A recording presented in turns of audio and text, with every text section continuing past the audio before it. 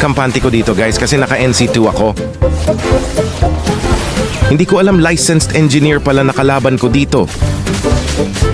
Napatay tayo ng 501 pesos a day guys. Dito guys sakit na ng Mincio.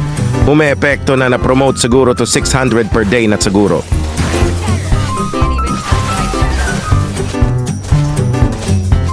Papasok na ako dito guys, hindi ko alam. May mga backer pala tong mga to. Patay ako sa interview. Hindi umepekto pang international na galawan natin at NC2. Tignan nyo galawan ng may NC2.